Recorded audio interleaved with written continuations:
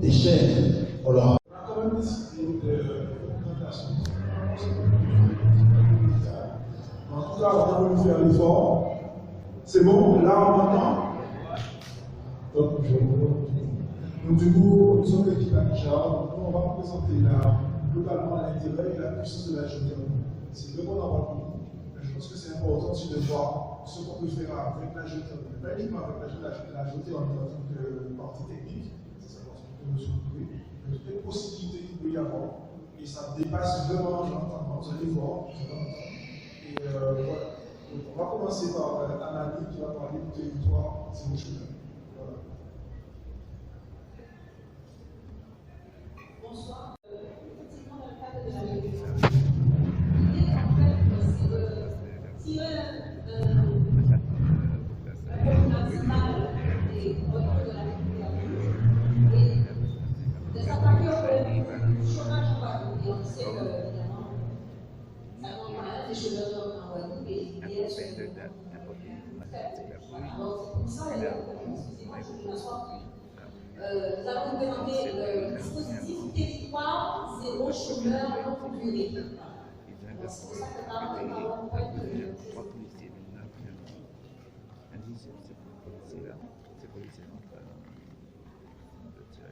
pouvoir aboutir à ça, il faut créer une entreprise à but d'emploi. On en a parlé, donc dans ce cadre-là. Le deuxième dispositif, c'est accompagner financièrement les mairies afin qu'ils réservent les maires, pardon, afin qu'ils réservent donc le revenu minimum garanti aux administrés en temps de précarité. Alors, je vais exposer un petit peu, de façon plus technique, ce qui est de l'entreprise à but d'emploi. Alors, comme elle l'a dit, Amani, donc, ce dispositif est fondé sur deux lois. Donc, une première loi de 2016, ensuite une loi de 2020, donc, qui a pérennisé ce dispositif. Après, donc, il y a eu le décret d'application qui date de juin 2021. Donc, c'est très récent, il y a moins d'une année. Et donc là, nous sommes rentrés dans ce décret d'application pour comprendre un petit peu comment ça peut fonctionner réellement et concrètement. Parce qu'on peut parler des lois, mais si on ne comprend pas vraiment de point de vue très pointu comment ça s'applique, on reste vraiment dans quelque chose de très vague. Donc, alors, comment créer le VE? Donc, une entreprise à but d'emploi. Donc, c'est le VE, en fait, qui va embaucher ces personnes. Donc, le VE va identifier, donc, comme l'a dit Amani, identifier, définir donc, et créer des emplois avec les personnes concernées. Donc, ce sont des personnes qui vont décider ce qu'elles souhaitent faire, ce qu'elles peuvent faire et dans quel cadre elles vont faire ce métier. Un pays possède ça, de l'énergie, de son propre énergie. Donc, par exemple, je veux déjà, si on raconte ce moment ce qui se passe dans le reste du monde, en ce moment, par exemple, on voit bien que c'est une guerre. Il y a des personnes qui disent qui meurent, c'est une guerre. Oui, mais c'est aussi une guerre économique. Et c'est aussi une guerre aussi par rapport à l'énergie. Et aujourd'hui, il faut savoir que, par exemple, en France, la France, ça va, c'est un petit joueur. L'Allemagne dépend à 50% de l'énergie russe. Donc vous voyez bien que l'Allemagne ne dit pas un mot par rapport à la guerre en ce moment. Donc vous voyez que pas besoin d'avoir d'armes, pas besoin d'avoir de nucléaire. La Russie a juste appelé le président, il va dire je ferme la vanne et tout est réglé. Donc ça montre que, en fin de compte, là où je veux venir, c'est que la puissance, ce n'est pas forcément la puissance militaire, la puissance oratoire, ce qu'on voit forcément. Et c'est tout ce qu'on voit de notre film par rapport à ce qu'on a, pour dire à l'autre, voilà, ben, finalement, tu ne peux rien faire. Entre parenthèses, la France dépend à 40% de l'Afrique. C'est après quelqu'un qui a dit l'Afrique. Madame, après quelqu'un. Mais pour l'instant, la France dépend à 40% du pétrole et du gaz russe. Et ils disent qu'ils vont mettre des sanctions économiques contre la Russie. Mais moi, je pose une question. Si tu dépends à 40% de quelqu'un, tu mets des sanctions contre elle, toi, tu peux avoir 40%. Je ne sais pas, peut-être que quelqu'un, un pasteur ou un régent économique peut faire m'expliquer. Mais en tout cas, pour moi, c'est logique. Et pour aller même encore plus loin, les États-Unis dépendent à 3% de la Russie. Ils ont déjà été voir le Venezuela, qu'ils ont voulu détruire avec Maduro et autres. ils ont voulu aller voir Maduro pour lui dire est-ce qu'on peut avoir 3% de ton pétrole, 3% à 140%. Donc, ce qu'il faut comprendre, c'est que la géothermie aujourd'hui s'inscrit exactement dans cette vision. C'est-à-dire qu'un peuple politique qui possède de l'énergie est puissant. Et nous avons de la géothermie, donc nous sommes puissants, tout simplement.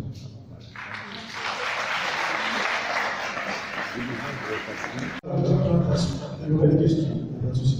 Donc, du coup, comme je le disais, c'est qu'en fait, aujourd'hui, ce que je veux montrer, c'est que l'énergie dans le monde, l'économie, la géothermie, la puissance, on verra après. La jeunesse, parler de la jeunesse, parce que je suis assez intimement parler de la jeunesse, et ensuite parler aussi de nos richesses, parce qu'il n'y a pas que géothermie, c'est pouvoir. Donc, en fait, qu'est-ce que l'énergie? Il faut qu'on se pose des questions des fois simples et qu'on aille simplement dans notre réflexion. Nous tous ici, là, nous faisons de l'énergie, de l'oxygène. Ça veut dire que si je me suis là, vous êtes fort. Maintenant, face à naissance, son molécule, en fait, c'est sa première bouffée d'oxygène. Donc, l'énergie, tout le monde a besoin d'énergie, tout le monde respire grâce à de l'énergie. Donc, ça, il faut comprendre que c'est la base de l'humanité. En parlant de l'humanité, il faut savoir que la planète Terre aujourd'hui a subi la grande oxygénation. Sans donner des détails qui autres, c'est juste que pendant un moment, qui a déjà été à la Soufrière en Guadeloupe? Je vais la main, je fais comme. Ok, d'accord, c'est une série. Donc, alors, vous voyez à la Soufrière, certaines fois, vous voyez des plantes qui sortent, qui vivent autour de certaines sorties avec des sulfates et autres. Et ces plantes-là, elles peuvent vivre que là. Et du coup, si elles font quelques mètres, elles vont mourir parce qu'elles n'ont pas assez de sulfate du coup. Et bien, imaginez que cet petit écosystème de la planète était comme ça avant un moment. Ça veut dire que toute la planète n'avait pas assez d'oxygène. Et c'était que les plantes qui vivaient à partir de sulfate et autres qui vivaient. Et ensuite, la Terre a subi une grande oxygénation pour qu'on puisse avoir aujourd'hui ce qu'on a. Donc, encore une fois, ça montre que l'énergie, et là c'est de l'oxygène, nous permet de vivre, permet aussi à le monde qui nous entoure de fonctionner. Ensuite, l'univers, c'est pareil. L'univers aussi a besoin d'énergie. Donc, l'univers autour de nous. Lorsqu'on parle de la Guadeloupe, on est indépendant, patati patata, moi je pose tout dans la même question. Qui connaît les constellations qu'il y a au-dessus de la Guadeloupe? Sincèrement, personne. Donc, une dame. Donc, comment vous voulez être indépendant alors que tout le monde sait que lorsque les Américains ont envoyé la fiche dans la Lune, vrai ou faux? Lorsqu'ils ont vu la fusion de la Lune, ils sont devenus des leaders mondiaux. Donc moi, on me parle de devenir leader de mon pays, et j'adore la c'est pour savoir, il faut se poser une question. Ensuite, je continue. Toute civilisation a besoin de puissance, comme je l'ai dit, mais de puissance énergétique, mais aussi d'information. Bon, analysons ce qui se passe aujourd'hui avec la propagande par rapport à la Russie, à l'Ukraine, c'est-à-dire on ferme Arte, on ferme Sputnik, voilà, il y a toute une propagande.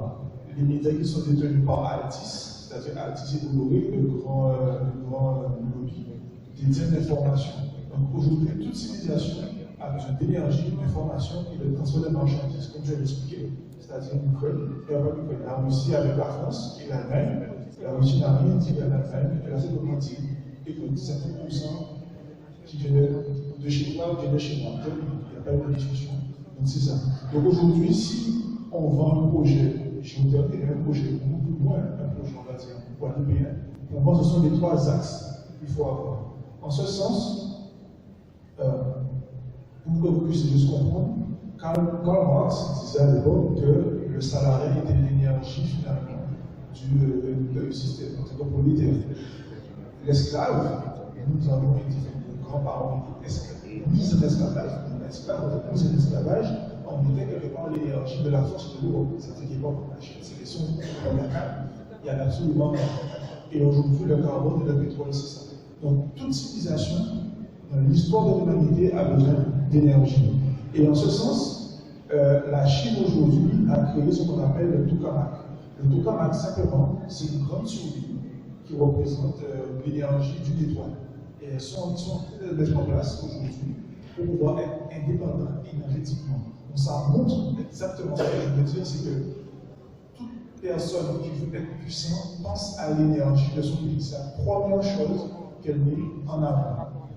Ensuite, bien sûr, la Chine contrôle son information parce qu'il y a eu le projet Pegasus. Le projet Pegasus, en gros c'est très simple, c'est vous dire, à chaque fois que quelqu'un passe un coup de fil, on peut l'écouter, l'entendre, et cela a été mis en place par les Américains. Et du coup, les Chinois, ont bloqué Google, parce qu'en fait, à la télé, on vous dit que les Chinois ont bloqué Google, c'est en fait sa démocratie, à développer la frappe, plein de trucs inutiles. C'est juste qu'ils veulent simplement aller chez les Chinois, avoir l'information et rentrer chez eux pour une informatique, avoir des informations, c'est tout. C'est la liberté de la femme, tout ça, c'est des bêtises. C'est juste, ils veulent juste savoir ce qui se passe chez eux et prendre l'information. Tout en sachant qu'il y a 1 milliard de Chinois. Huawei, par exemple, est l'une des plus grandes sociétés technologiques, c'est pas forcément la NASA et tout ce que vous avez de Samsung et autres. Tout en sachant que Samsung produit ces éléments en Chine. Donc c'est exactement ça. L'énergie et la connaissance. Ce qu'il faut savoir aujourd'hui, c'est que, il y a la géothermie, il y a tout ce que je vous raconte, c'est vrai. Mais aujourd'hui, avec de la on peut faire de l'énergie. Donc lorsque je dis ça en ce sens, c'est, je veux dire notamment pour les jeunes qui sont là, et les moins jeunes d'ailleurs, on peut faire de l'énergie avec tout. Il n'y a pas de super, il n'y a pas de super somme, il n'y a pas, à ce niveau-là, on peut exactement tout faire. Et je pense ici que vous valorisez le monsieur de la j'espère. Donc, du coup, maintenant, d'un point de vue économique, ça va très bien, mais c'est pas grave. D'un point de vue économique, je voulais montrer une vidéo, en fait, je vais juste faire le parallèle avec ce mec qui m'a dit, effectivement, lorsqu'on discute avec une grande personne qui s'occupe de la géothermie dans le monde et autres, ils disent effectivement que nous sommes des Qataris, qu'on ne le sait pas encore en fait, et qu'on s'amuse à faire. Voilà, on fait beaucoup de choses, mais l'énergie qu'on a nous permettrait d'être des Qataris. Donc lorsqu'on dit les Qataris, ce qu'il faut savoir, c'est que vous avez tous l'image des Qataris aujourd'hui qui rachètent Paris, qui rachètent Lyon, et d'autres. Mais c'est-à-dire, nous on serait même au-dessus de eux. C'est eux qui vont nous demander de l'argent, parce qu'on serait vraiment au-dessus. C'est vraiment ce qui sont en train de se faire. Parce que le pétrole qui sont eux, un jour, va s'arrêter. Alors que nous, ce qu'on a à la c'est quasiment jamais, j'espère jamais. Donc c'est eux-mêmes qui nous demandent aujourd'hui de nous demander de l'argent. Donc on est au-dessus des Qataris. Et ça, il faut bien comprendre et bien synthétiser la chose. Au niveau de la jeunesse, moi, je veux pas les dire encore une fois. Au niveau de la jeunesse, ce qui est important, c'est j'ai mis cette image des Jamaïcains qui ont réussi, entre parenthèses, les champions du monde, les entraînes sont été sans district. Les champions du monde, j'ai demandé les comptes. Donc lorsqu'on dit qu'on ne peut pas c'est l'État français, machin, chez nous, ils montrent qu'ils peuvent le faire. Ils ont simplement mis une politique en ce sens, ils ont dit tout simplement. Mais le plus important, c'est qu'elles ont fait les champions du monde alors qu'elles étaient les moins rapides. C'est-à-dire qu'elles n'étaient pas les grosses, les plus rapides. Cependant, elles ont travaillé une seule chose, la transmission. C'est la transmission de coureuse à coureuse. Donc ça montre bien que nous sommes aussi une civilisation dans l'humanité. C'est la transmission qui compte. Pas vitesse que c'est comment tu transmets, comment tu donnes aux autres. C'est ce qui est le plus important parce que j'ai entendu beaucoup d'interventions négatives et pessimistes. Ce n'est pas la vitesse. Moi, je veux mourir, tout le monde ici va mourir. Qu'est-ce qu'on transmet, comment on le transmet. Ce n'est pas la vitesse à laquelle on va. C'est ça le plus important. Je fais un parallèle avec les Chines, avec le pays que vous voulez, la situation que vous voulez. C'est la transmission, c'est pas la vitesse à laquelle vous voulez. Aujourd'hui, il y a ce qu'on appelle la crypto-monnaie. Donc, je ne vais pas rentrer dans les détails, je ne pense pas que ce soit le moment. Mais nous avons en fait que la crypto-monnaie, en fait, c'est un moyen de paiement virtuel. Je pense que tout le monde ici connaît le Bitcoin. Ethereum, ça veut dire oui, non. Je ne vais pas le plus bas. Mais en fait, c'est une monnaie virtuelle qui existe. Je ne vais pas rentrer dans les détails parce qu'il y a beaucoup de choses à dire. Mais qui permet aujourd'hui à des pays de vivre, notamment des pays africains, de pouvoir créer leur propre monnaie et autres. Aujourd'hui, le Salvador, par exemple, permet des transactions en Bitcoin et autres. Vous allez me dire, mais quel est l'intérêt par rapport à la géothermie, quel est l'intérêt par rapport à tout ce que je viens de dire. Vous allez voir par la suite. Mais ce qui est intéressant avec la crypto-monnaie, c'est qu'en fait, on est dans un système décentralisé. En gros, on ne dépend plus des banques. Ça veut dire que j'ai la parce que là, on est dans un système décentralisé. Donc, ce système décentralisé, il faut juste faire une image, s'il vous plaît. Lorsqu'il y a une banque, lorsqu'on fait une transaction classique, il y a la banque, vous demandez de l'argent, la banque réduite, vous conseillez généralement, et vous gagnez de l'argent. Avec le système de crypto-monnaie de blockchain, en fait, c'est très simple. Vous demandez de l'argent, un certain nombre de personnes qui sont connectées faire la transaction en quelque seconde et qui reçoivent de l'argent. Alors, ce qu'il faut savoir, c'est que aujourd'hui, on parle encore une fois tout ce qu'on entend aujourd'hui, voilà le système où on passait au dessus de la tête et qui les années. Encore une fois, on peut faire des choses simples, en se mettant juste ensemble et en réfléchissant ensemble. Ça, c'est tout à fait possible. Mais le plus important, en fait, c'est le minage. Le minage, en fait, c'est.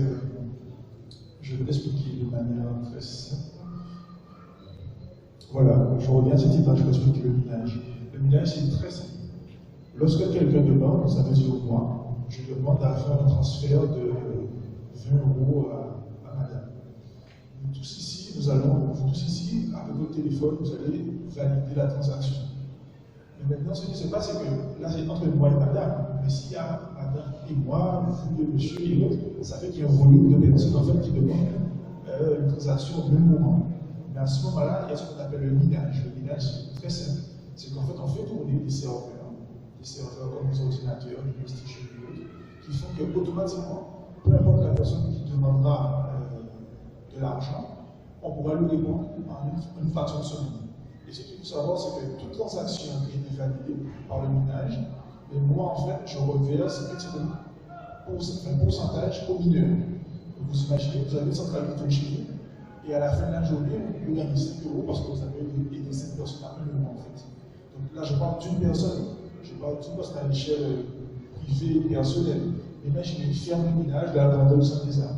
Ça veut dire que par jour, on peut gagner des millions d'euros, en fait. Maintenant, donc là, c'est juste pour montrer la courbe du minage de 2009 à 2021. Donc vous voyez qu'avant, c'était quasiment inexistant, et maintenant, quasiment tout le monde le fait en Afrique, en Europe, partout, c'était quelque chose de vrai. Mais il y a un problème, c'est qu'en fait, le Bitcoin et la crypto-monnaie, ça consomme beaucoup d'énergie. Il faut beaucoup d'énergie pour tourner des serveurs, comme je vous ai dit. Donc ça tourne en permanence. Mais comme on a nous de la géothermie, on paiera, je vous dis, sous le on paiera l'électricité 2 à 3 fois moins cher aujourd'hui. Ça veut dire qu'on va 2 à 3 fois plus que ce qui se fait dans le reste du monde. Donc, imaginez juste que la Guadeloupe devient, si vous voulez, le centre de minage mondial. Ça veut dire qu'on a la géothermie qui rapporte des milliards d'euros, mais on peut aussi faire tourner des serveurs ici et gagner de l'argent de manière automatique, tout simplement, sans absolument, quasiment il faut quand même des idées pour le de ça. Donc, je continue, on passe pour ça, c'est important. Mais ce qu'il faut comprendre, c'est que ce sont des solutions qui sont fiables, qui existent, que tout le monde fait aujourd'hui. Par exemple, si on prend l'exemple de la Russie et de l'Ukraine, pourquoi certaines fois on se dit que l'Ukraine attaque des écoles, même la Russie attaque des écoles ou des églises ou autres, c'est qu'en fait les Ukrainiens cachent leur centrale de monnaie et de minage dans ces lieux. Donc les Russes sont pas bêtes, ils savent qu'en attaquant ces lieux-là, ils pourront affaiblir l'Ukraine tout simplement. Mais encore pour ça, il ne faut pas écouter la TV. Mais bon, continue. Donc, en fait, tout cela s'inscrit dans un projet civilisationnel. Ça veut dire qu'on ne pense pas à nous, on ne pense même pas à nos petits-enfants, on pense aux personnes qui vont exister dans des centaines de milliers d'années après nous. Ça, c'est la chose la plus importante. Alors, je suis étudiant d'histoire à Nijar, et on fait beaucoup d'égyptologie. Mais je veux juste prendre un exemple très simple. La France que vous connaissez aujourd'hui n'existe pas depuis 1945 et nous depuis 1946. Donc la France existe depuis 1150 ans, à peu près. Donc ça veut dire qu'il y a eu un processus, qu'il y a eu un projet civilisationnel. Ça ne s'est pas fait comme ça du jour au lendemain, avec nos instants de vie. Aujourd'hui, par exemple, en Égypte, tout le monde connaît les pyramides de Khéops, et il a fallu des milliards d'années avant d'atteindre ce niveau-là. Et il n'y a aucun Égyptien qui s'est dit, ah ouais, le pays un peu chez nous, ça, maintenant l'État français, ils ont fait, ils ont réussi. Et aujourd'hui, parmi les 7 merveilles du monde qui existent, la seule qui n'est pas reproductive, c'est la pyramide. Fait par des Noirs, donc par 207 nous-mêmes. Il faut bien comprendre que la puissance est là, il faut bien comprendre que c'est un processus qu'on met en place, et c'est pas nous, la ministre de vie, qu'on va faire quoi que ce soit. Après, ce que vous voyez, c'est que dans cette immortelle, chacun pourra comme il veut. Donc, du coup, ça amène ce que moi j'appelle de la sagesse géothermique. Pourquoi? Parce que du coup, avec ça, lorsqu'on est de civilisation, il faut pouvoir avoir une forme de sagesse. C'est-à-dire que la géothermie ne va pas servir à, comment je peux dire, à savoir comment créer la dernière bombe mondiale pour les faits explosifs, que ce soit. Non. Il faut donc mettre en place la géothermie pour valeur et pour, comme je l'ai dit, le projet civilisationnel. Donc, avant de terminer, je vais quand même donner quelques pistes de réflexion pour se comprendre. Donc, je vais commencer par l'e-commerce. Donc, qui a déjà entendu parler de l'e-commerce ici? Afin de savoir si je dois ok. Donc, en gros, l'e-commerce, c'est j'ai un produit, donc mon sac, je mets la photo sur le site internet et quelqu'un vient l'acheter dans le reste du monde. C'est exactement ça, c'est l'e-commerce. Quand vous avez par exemple Assassin, je sais pas, on vous dit attendez, je vais commander et vous allez recevoir dans 10 jours. C'est de l'e-commerce. Ni plus, ni moins. Donc aujourd'hui, l'e-commerce fonctionne et c'est ce qui permet à tout le monde aujourd'hui de vivre. Et on voit les chiffres, c'est pour moi qui le dis. L'e-commerce cartonne aujourd'hui. Avec de la géothermie, avec la capacité de produire plus que tout le monde, avec la possibilité d'avoir des transports propres et on va dire peu pollueurs, on peut devenir encore une fois le leader de l'e-commerce. Tout simplement. Pareil. Le fait aussi d'avoir, comme je l'ai dit, les serveurs qui peuvent tourner à 24 qui existent. On peut aussi créer notre projet avec une université en ligne. Ça veut dire ne plus dépendre forcément du ministère, on peut avoir la problématique de l'école panafricaine. On crée notre école en ligne, on a un serveur qui fonctionne, on est totalement autonome énergétiquement. Si nous disons quelque chose, si l'on plaît, parce que c'est notre énergie, c'est notre géothermie, on peut se trouver en fait. Donc ça aussi, c'est tout à fait possible. Et là, on ne demande rien encore une fois à l'État français, on ne demande rien à personne, donc ça va dans la rue et autre chose. Ce qu'il faut savoir, c'est que l'e-commerce peut toucher tout le monde. Donc, le joueur de bouquin, qui veut apprendre à faire un jeu de bouquin le reste du monde, c'est quelqu'un qui fait du massage, du galerie d'art et autres. Tous les métiers aussi qui sont possibles par rapport à l'e-commerce aujourd'hui, donc la livraison, le management, les comptables, les avocats. Souvent, on me dit comment un avocat, l'e-commerce, comment c'est possible. Je ne comprends pas. Très simple. L'avocat est dans son bureau. Vous avez une problématique. Il vous répond, il vous dit patientez, je vais vous répondre dans 10 jours. Il fait de l'e-commerce parce que le pays est en ligne. Tout simplement. Et aujourd'hui, les meilleurs avocats en France, c'est quand ils fonctionnent. Par exemple, il y a une boîte que je connais, ils ont mis en place un système. En 6 mois, ils ont fait 5 millions de chiffre d'affaires. Parce que tous les avocats, c'est génial. Et ils ont fait 5 millions de chiffre d'affaires. Imaginez avec la géothermie, notre propre énergie, on ne demande rien à personne, on peut le donner encore une fois, millionnaire. Mais au-delà de la géothermie, la Guadeloupe aussi, c'est la Guadeloupe de la terre, du ciel et de la mer. Il faut aussi comprendre que nous sommes ici. Juste, comment dire, nous sommes des êtres physiques, mais nous devons aussi voir la Guadeloupe comme étant une Guadeloupe tridimensionnelle. Donc, dans la mer, il y a cette petite crevette qui ne paraît pas très sexy aujourd'hui, mais il faut savoir que les Chinois, on peut la retrouver dans nos zones, gosiers, pour vous voulez, on peut la retrouver. Donc les Chinois l'utilisent comme une arme.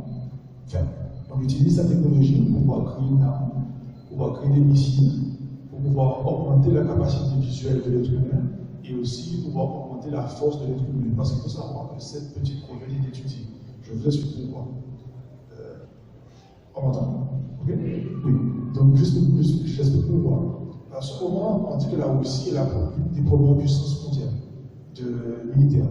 C'est qu'en fait, elle a un missile, autour d'elle, elle a réussi à mettre une boule. Donc, en fait, lorsqu'un sous-marin envoie lance un missile, il y a une boule autour du missile. Donc, en fait, lorsqu'on envoie les millions de radars pour pouvoir le détecter, on ne le trouve pas, parce qu'en fait, ça envoie une boule d'eau, en fait. Donc on ne sait pas qu'est-ce qu'une boule d'eau, donc elle peut atteindre tout n'importe quoi. Et ça, c'est étudié par les Chinois et les Russes aujourd'hui pour pouvoir justement avoir des missiles. Alors je ne dis pas pour aller tuer tout le monde, c'est pas ce que je dis. Mais je dis juste que voilà, c'est quelque chose qui existe dans les eaux, qui sont juste à côté. Lorsqu'on va à la plage, souvent ces problèmes sont à nos pieds, on se rend même pas compte de la puissance. Ensuite, il y a aussi les algues. Il faut savoir que les algues sont très consommées en Corée du Sud et autres. Et nous, notre système maritime est totalement est très efficace. Comme ça, beaucoup d'avantages pour les algues. Encore une fois, pour connecter la géothermie, ce qui veut dire qu'on pourra alimenter ces processus avec notre propre énergie, nos propres informations, et encore une fois, les maîtres du monde. Il y a ce qu'on appelle aussi cette sèche qui est tout à fait connue, mais qui permet aujourd'hui, qui est étudiée par les Américains pour en faire du camouflage militaire. Donc ce camouflage militaire est utilisé aujourd'hui. Alors, il n'est pas forcément au point, mais c'est juste pour montrer que quand vous allez sous les étables de votre poissonnier, que vous voyez cette sèche, c'est du camouflage militaire pour les grands ingénieurs et les grandes personnes, les grands ingénieurs militaires de ce monde. Et moi, je termine toujours par mon défi. C'est ce coquillage que tout le monde a déjà vu au moins une fois. Je ne sais pas si vous voyez bien, mais que tout le monde connaît. Et en fait, à partir de ce coquillage, elle dégage une toxine. Cette toxine peut être utilisée en matière, tout ce qui est opération chirurgicale. Parce qu'en fait, elle permet aux patients, aux chirurgiens de pouvoir opérer à cœur ouvert et, je pourrais dire, sans que le patient puisse trembler. Parce que en fait, certaines fois, le douleur, le patient redevient inconscient et des fois il tremble. Mais là, avec cette toxine, vous venez l'endormir, il fait une opération sans qu'il puisse trembler. Et c'est la même toxine. Et en fait, le milligramme vaut 550 €. Le milligramme. Donc, si je le multiplie par 1000 pour avoir un kilo, on a 550 millions d'euros. Et vous savez, le pire, c'est qu'en fait, ce coquillage, on l'utilise comme souvenir à la place de cette année. Alors, on va à 3 €.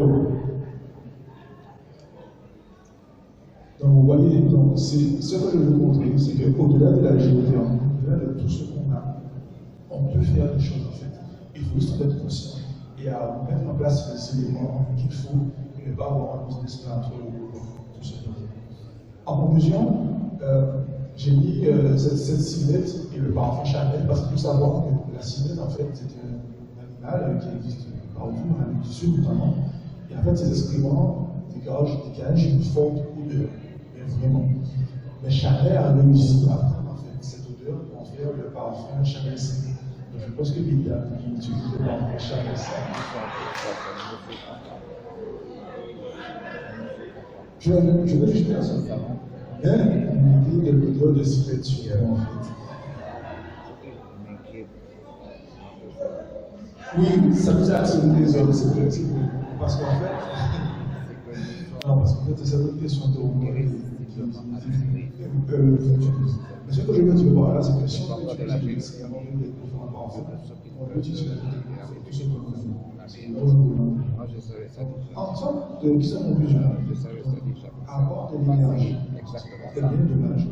Pour en termes d'énergie, le plus important, c'est qu'un pays d'utilisation qui possède son énergie, possède son indépendance, la ressource son économique. On peut se lancer la crypto-monnaie, la classe sanitaire, serveur et autres. Et là, je reste juste sur ça, il y a plein d'autres choses.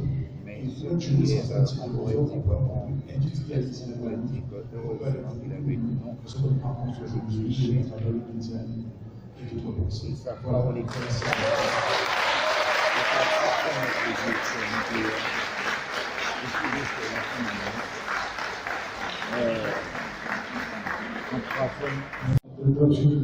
Au moment où j'allais de la salle, nous avons beaucoup plus au moins de la salle, une grande voiture, une grande chose en fait.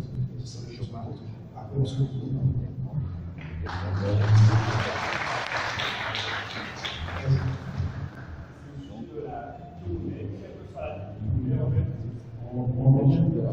Ok, quelle que soit la crypto-monnaie, je crois qu'on a besoin d'énergie pour refroidir la production de crypto-monnaie. Donc, on a besoin de beaucoup d'énergie. Et deuxième chose, concernant le Bitcoin en particulier, je crois que le Bitcoin est plus ou moins menacé. Donc, on va voir avec notre crypto-monnaie, je pense. Ok, donc à partir de crypto-monnaie, c'est vrai que j'ai peut-être expliqué parce qu'il y a beaucoup de choses à dire. C'est vrai qu'en fait, que tous les serveurs qui tournent, ça crée beaucoup de chaleur. Et en plus, nous sommes dans un pays déjà chaud, donc il faut pouvoir refroidir tout ça. Il faut savoir, si tu veux, je vais te après, mais il faut savoir que justement, l'Ukraine, ils ont mis des data serveurs dans l'eau. Comme ça, automatiquement, j'ai déjà plus de frais en fait. Tu vois, donc ici aussi, tout à fait possible de le faire. Après, étant donné que la consommation, le prix de l'électricité sera plus cher, tu pourras te permettre aussi de mettre un peu plus d'argent dans tout ce qui est climatisation, refroidissement et autres. Dans tous les cas, j'ai une firme. Après, par rapport à la crypto-monnaie, je vais être franc, quand tu dis que ta propre énergie ou l'autre, que tu crées ta propre crypto-monnaie, tu as un affaire de tout. Déjà, des boosts, c'est-à-dire que je veux dire un truc pas que c'est comme ça que je fais le tout. C'est un peu crade, c'est ce que je veux dire. J'explique ça comme ça à mes petits cousins. Genre,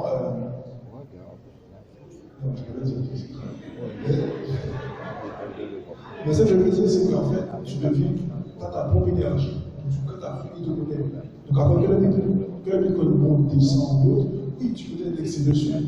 Mais tu peux aussi totalement faire de la tête que tu sors, que tu fais ce que tu vas faire, que le Bitcoin monte ou descend, ta propre énergie, tu crées ta propre monnaie. Donc du coup, tu crées ta propre place financière, du coup, et Bitcoin, je sais pas, ils vont faire ce qu'ils vont faire. D'autres questions? Il y avait une dame qui a accusé pas présenté. Ah oui, ok. Donc je suis des histoires de Richard. Donc je suis Manuel, petite histoire. Manuel, petite histoire de Richard. Ça fait 5 ans que je suis à l'Institut. Et aujourd'hui, j'ai ma studio de marketing et de marketing digital. C'est essentiellement ce que j'ai fait. Et en gros, c'est moi, je m'occupe de toute la partie marketing, communication et autres de l'Institut. Et pour d'autres sociétés qui sont en ce moment en Guadeloupe, en Afrique, au Canada, en Europe. Voilà, c'est exactement ce que je fais. Le nom de la société.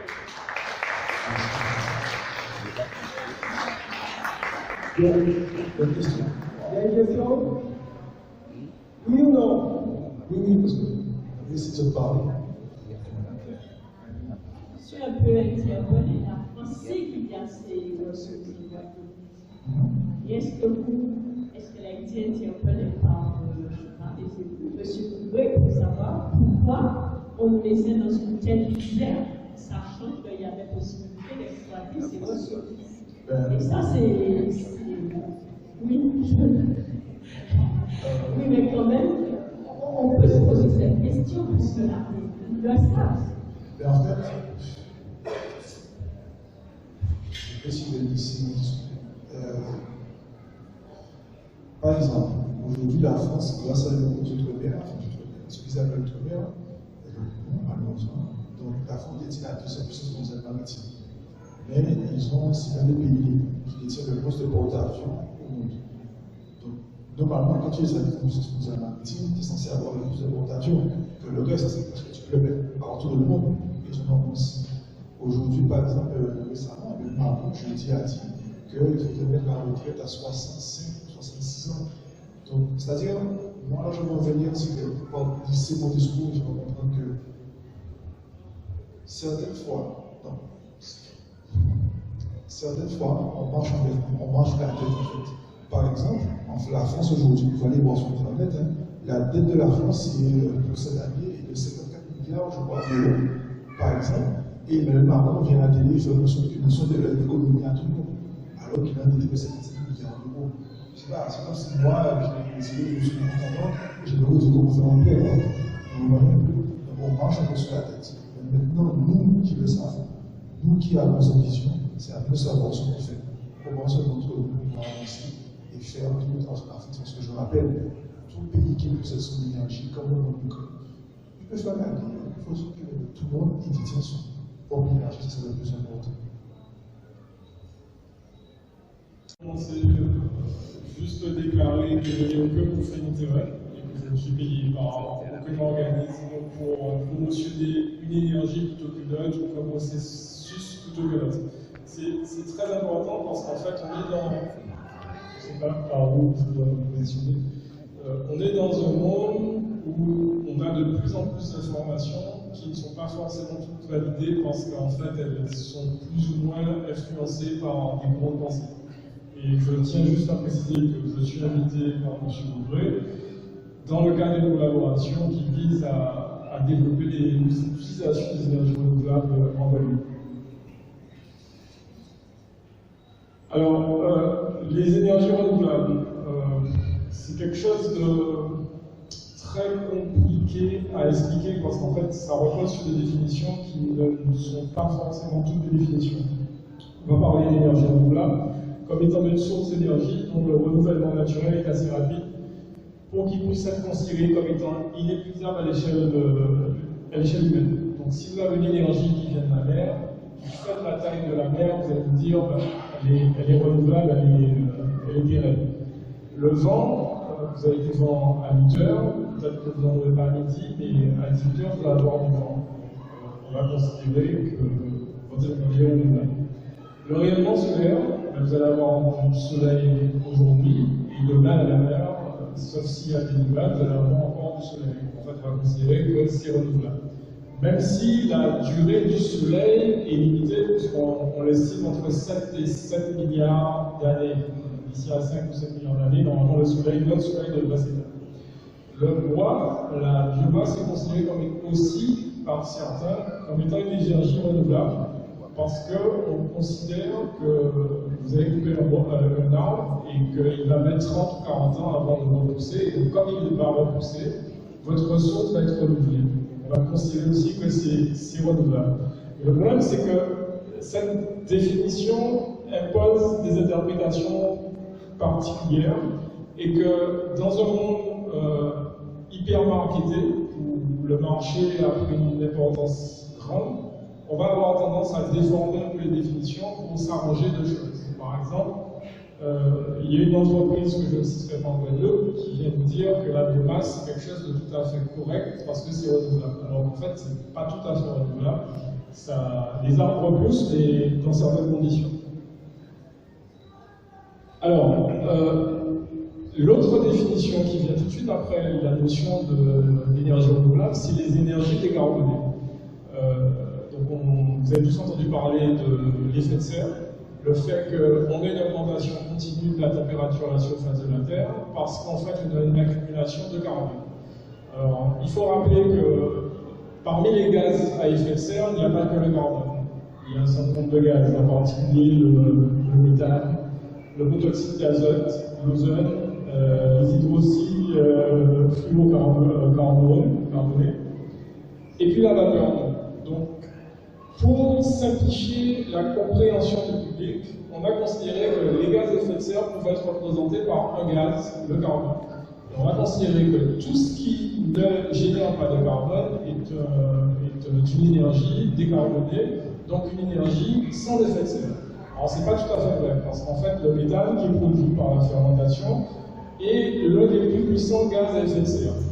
Et on retrouve le méthane en particulier dans tous les processus qui vont viser à générer des biogaz. Donc, vous prenez des déchets végétaux, alimentaires, vous les faites fermenter, vous produisez votre biogaz, mais votre biogaz, c'est du méthane. Et ce méthane-là participe au gaz à effet de serre.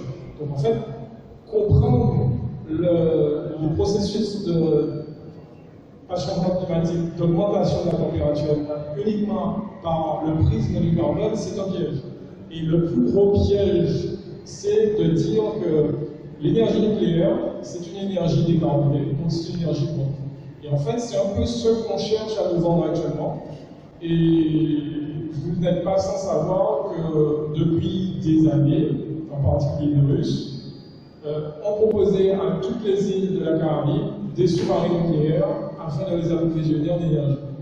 Et c'est quelque chose qui n'a pas encore été accepté, mais qui n'est pas loin d'être accepté par certaines îles, parce qu'en fait, vous réglez une grande partie de vos problèmes d'énergie avec le nucléaire. La dernière définition que je vais aborder, avant de passer aux énergies elles-mêmes, c'est la notion d'énergie verte.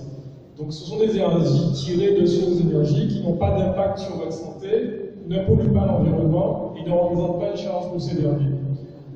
Donc on peut citer l'énergie hydraulique, l'énergie des fleuves, des rivières, la géothermie, le gradient thermique des océans. Mais quand on regarde la notion d'énergie, il faut regarder la notion d'énergie de façon globale. Vous avez une source d'énergie, mais le plus souvent, cette source-là, vous ne pouvez pas l'utiliser directement. Il va falloir la transformer, il va falloir utiliser un équipement. Cet équipement-là peut être particulièrement polluant ou avoir des conséquences sur votre environnement.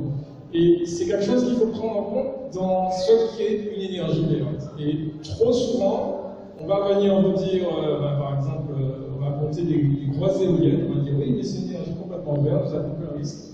Mais derrière, vous n'avez aucun moyen de démonter correctement les éoliennes que vous aurez après mettre en utilisation. Vous vous retrouvez avec des déchets que vous ne savez pas quoi faire.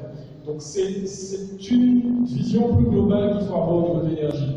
Je ne dis pas qu'il ne faut pas aller dans telle ou telle source, vers telle ou telle source d'énergie, je dis juste que la conception, la façon d'appréhender des choses doit être vue de façon globale. On ne peut pas se dire oui, mais je veux un bénéfice immédiat.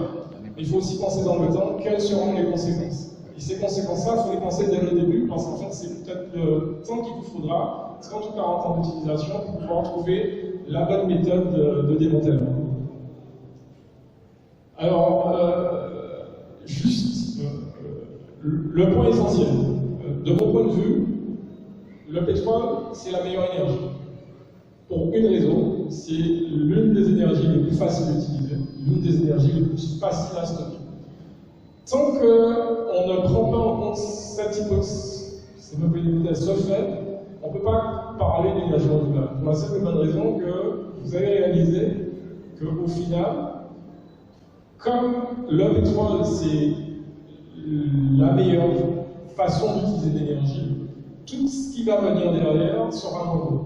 Et comme ça sera moins bon, ça veut dire que vous allez essayer de faire une comparaison entre quelque chose qui fonctionne très bien et puis des choses qui fonctionnent de façon pas moins bien dans le sens c'est pas utile, mais d'une autre façon, à un autre rythme, avec d'autres rendements, une autre efficacité, une autre mode de fonctionnement. Donc ça veut dire que tous les projets qui sont actuellement en cours d'utilisation sur l'énergie renouvelable, ce sont des projets qui, financièrement, ne sont pas censés être rentables. C'est-à-dire que si on part du principe qu'on va prendre la meilleure source d'énergie, c'est le pétrole, tout le reste n'est pas rentable. Et comme ce n'est pas rentable, ça veut dire qu'il faut compenser par quelque chose. Et la meilleure façon de compenser, c'est compenser par des aides d'État. Donc ça veut dire que la plupart des projets actuellement existants en cours, ce sont des projets qui ne reposent pas sur une vérité économique. Et quand vous avez quelque chose qui ne repose pas sur une vérité économique, c'est la porte ouverte à beaucoup de choses. On peut se permettre beaucoup de choses, on peut commencer à penser à des rentes indues, à des avantages induits, parce qu'en fait, vous n'êtes pas sur de la vérité, vous n'êtes pas sur quelque chose de factuel, vous allez dire, oui, mais au final, ce mode de production-là me permet d'obtenir tel revenu à tel coût, parce qu'en fait, il va être subventionné. Et cette subvention-là, il faut tenir compte du fait que ça a des effets. Actuellement, il sera des effets dans le futur. L'électricité, malheureusement, c'est le pilier de nos sociétés depuis sa création en 1879. Tout ce qui est énergie est considéré et comparé par rapport à l'électricité. Donc ça veut dire que vous avez du mouvement, vous allez systématiquement transformer ce mouvement en électricité. Vous avez de la chaleur, vous allez la faire passer dans une turbine afin de produire de l'électricité. Vous avez du nucléaire, le nucléaire c'est des radiations, c'est de la chaleur, vous allez le faire passer à travers une turbine pour produire de l'électricité. Tout est autour de l'électricité, et le problème c'est que cette électricité-là, on a du mal à la stocker. On a énormément de difficultés à la stocker. On a fait des progrès sur les batteries. On a la possibilité d'utiliser le stockage gravitaire, c'est-à-dire de placer un objet en hauteur et d'utiliser sa chute pour récupérer l'énergie quand on en a besoin. On a la possibilité d'utiliser de la chaleur ou du froid. Donc on peut stocker de la chaleur ou du froid, mais le rendement en termes de stockage n'est pas très bon, comparativement au stockage du pétrole, par exemple. Et puis, on a réalisé que l'hydrogène peut présenter un intérêt dans le sens où cet hydrogène-là peut nous permettre justement de stocker cette électricité-là sous une autre forme, de stocker cette énergie sous une autre forme. Mais il faut toujours tenir compte du fait que toutes les discussions qui sont faites autour des énergies renouvelables sont faites autour de la référence l'électricité. Et cette électricité-là, on a du mal à la stocker, on a du mal à la transporter. Voilà. Donc, j'ai perdu une partie de mon titre. Donc, la première énergie dont je voulais vous parler, c'est l'énergie solaire. La Guadeloupe, vous allez tous partir du principe qu'on a du soleil, donc on a de l'énergie solaire. Alors, la Guadeloupe est plutôt à une position moyenne en termes d'ensoleillement. On a effectivement beaucoup d'ensoleillement, plus de 60% du temps, on a de la luminosité, donc on est susceptible de pouvoir récupérer de l'énergie. Et par contre, cette énergie-là est relativement diffuse. Donc en fait, c'est une énergie qui ne nous permet pas véritablement d'avoir un optimum en termes de production. Donc ça veut dire que les panneaux photovoltaïques qu'on installe dans le bleu ne vont pas fonctionner aussi bien que dans d'autres régions. Donc on aura un rendement qui sera moins bon. Mais on aura un rendement et on aura la chance justement d'avoir une énergie qui peut être produite la majorité du temps. Alors, donc en 2020, on a produit plus de 100 gigawatts-heure d'énergie solaire, avec en installation de l'ordre de 85 mégawatts. Une petite particularité, c'est que très peu de dispositifs photovoltaïques actuellement en Guadeloupe sont tournés autour de l'autonomie. Donc on ne cherche pas à produire pour avoir un système autonome, on cherche à produire pour pouvoir revendre à EDF. Donc vous êtes dans une situation où vous produisez de l'énergie, pas pour l'utiliser principalement, mais pour pouvoir la revendre et pouvoir vous situer dans une position de vente. Et ça, c'est un problème. Le deuxième point sur le solaire, c'est qu'on a une forte incitation à installer des chauffe-eau solaires. C'est une relativement bonne chose, donc il y a un grand nombre d'installations ces dernières années. Mais on n'utilise pas le soleil dans toutes ces dimensions, et en particulier ce qu'on appelle le solaire thermique à concentrateur, qui nous permet de prélever la chaleur que le soleil produit, et avec cette chaleur-là, de faire tourner des turbines. Donc, ou d'utiliser directement la chaleur, ou de faire tourner des turbines en circuit fermé. Donc, de produire de l'électricité d'une autre façon. Donc, ça, ce sont des dispositifs qui sont plus compliqués à mettre en place, mais qui offrent des rendements beaucoup supérieurs, parce qu'en fait, on peut continuer à faire tourner la turbine même après le coucher du soleil. Donc, c'est quelque chose qui, normalement, du fait de notre niveau d'ensoleillement, on devrait déjà être passé, en particulier, à avoir au moins une ou deux stations comme ça, mais ça n'a pas été la priorité. La deuxième chose, c'est l'absence de politique pour l'utilisation de fours solaires. Donc, le soleil nous permet de chauffer, et peut nous permettre de chauffer, d'avoir des fours qui fonctionnent comme des fours traditionnels, pouvoir faire du séchage, pouvoir faire de la cuisine. Et malheureusement, avec la ressource et avec la technologie déjà disponible, malheureusement, c'est quelque chose qui est très très peu utilisé en Guadeloupe et qui mériterait d'être beaucoup plus utilisé parce qu'en fait, ça permettrait de faire énormément d'économies d'énergie. Voilà. Bon, je ne sais pas ce qui s'est passé avec le PDF, mais bon. La deuxième source d'énergie dont on voulait vous parler, c'est la géothermie, celle pour laquelle on est ici. Alors, j'ai un petit schéma, je ne sais pas si vous pouvez m'approcher. J'ai un petit schéma.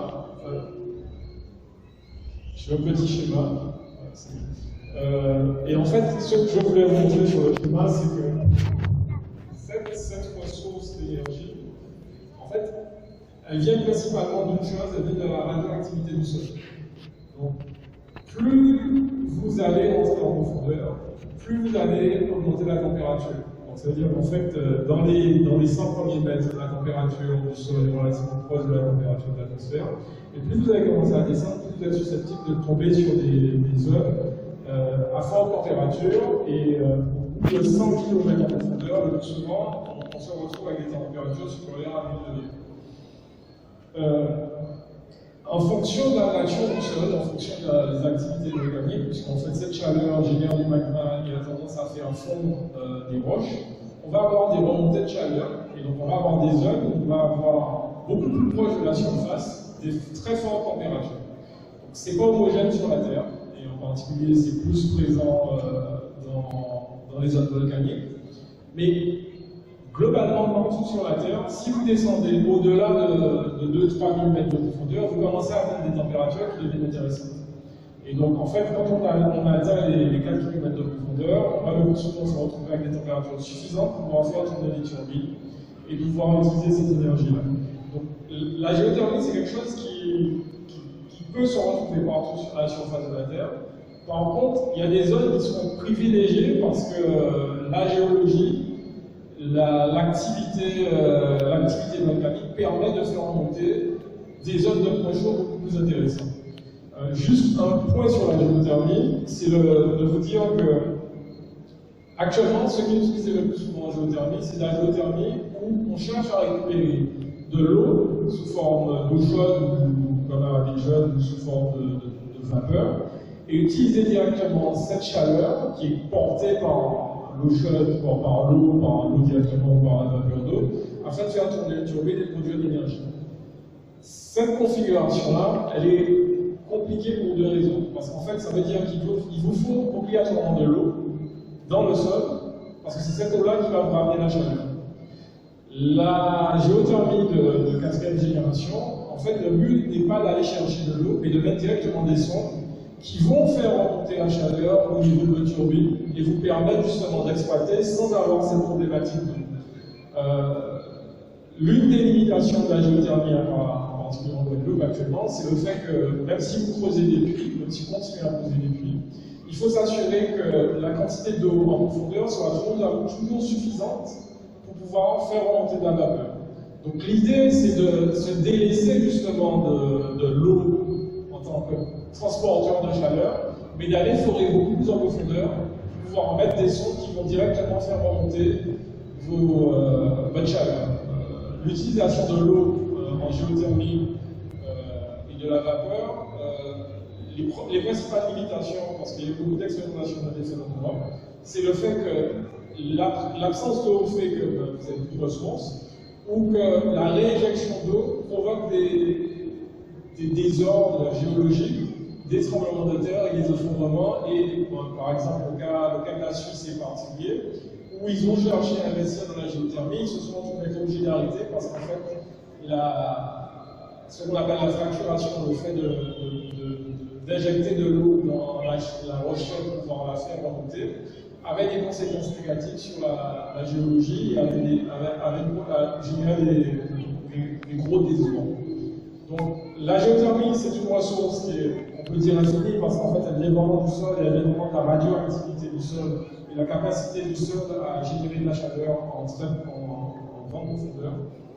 Et le but du jeu, c'est de pouvoir passer très rapidement à des prélèvements, pas en surface, mais en grande profondeur, parce qu'en fait, ça nous évite d'être contraints par la disponibilité de l'eau.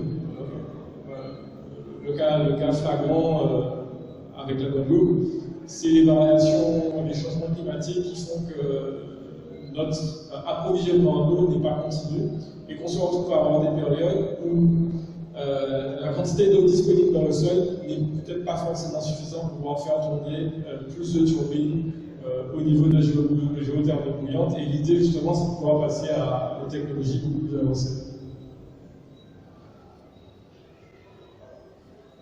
Alors, je voulais, désolé, je pense que c'est un problème de version. Je voulais juste vous montrer trois petites cartes. En fait, ce sont des cartes qui sont assez anciennes, mais qui permettent de parler des énergies des vagues, de la mer plutôt.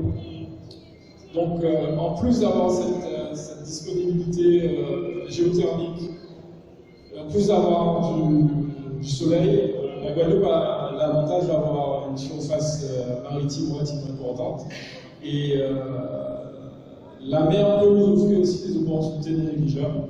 Alors, la première figure, c'est juste une carte qui représente les zones où on aurait la possibilité d'utiliser facilement ce qu'on appelle le gradient thermique des océans.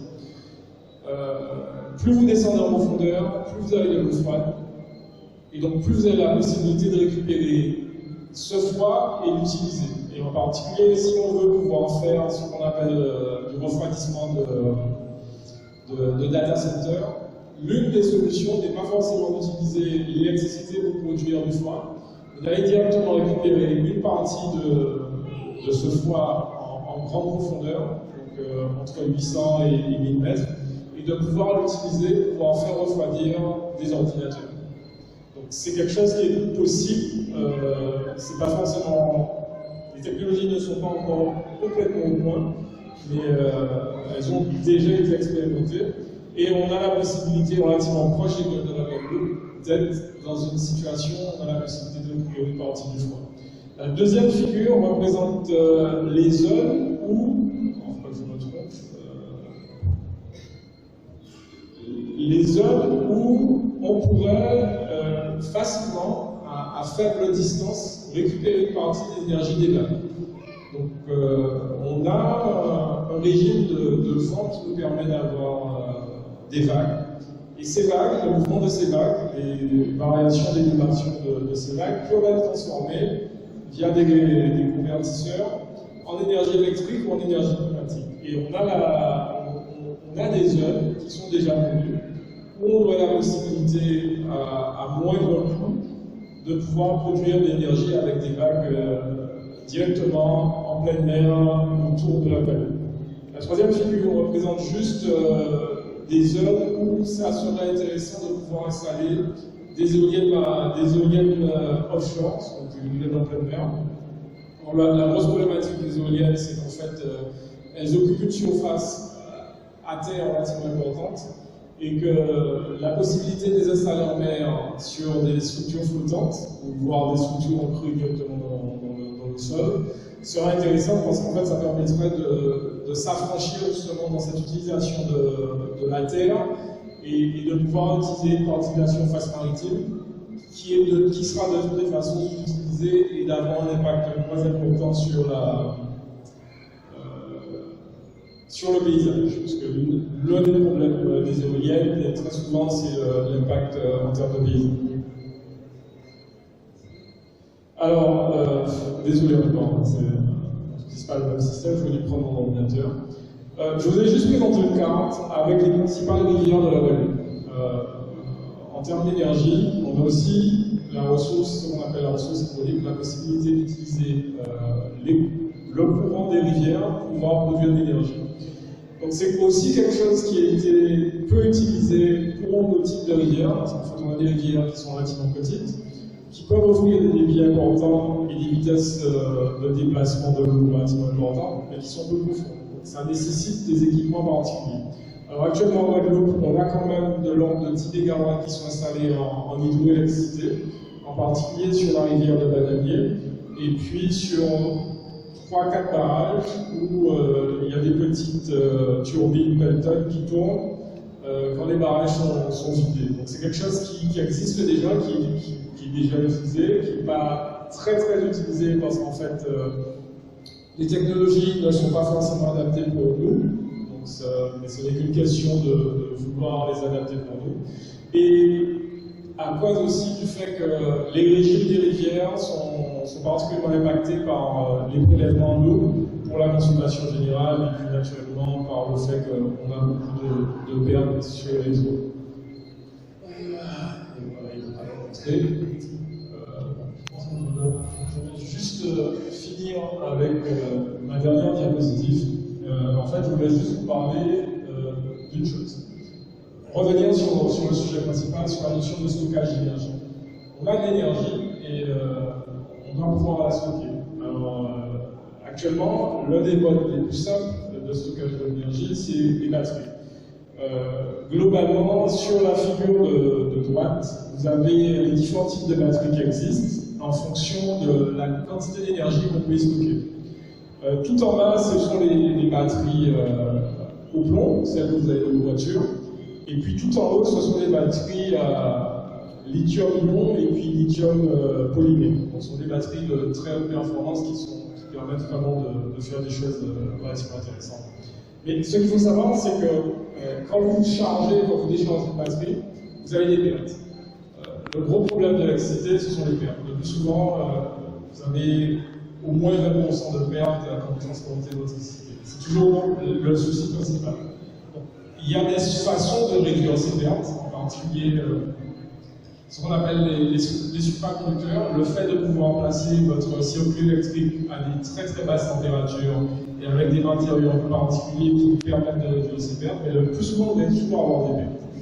Donc la solution, elle peut venir de deux choses. Elle peut venir de l'hélium, de l'hydrogène. Le fait qu'on a la possibilité, avec une pile à combustible, de pouvoir transformer l'hydrogène en énergie électrique. Donc là, j'ai mis sur la gauche le schéma de dispositif de pile à combustible. Vous avez en entrée de l'hydrogène et de l'air, et puis en sortie, vous allez avoir votre électricité et puis de l'eau. C'est un peu le principe.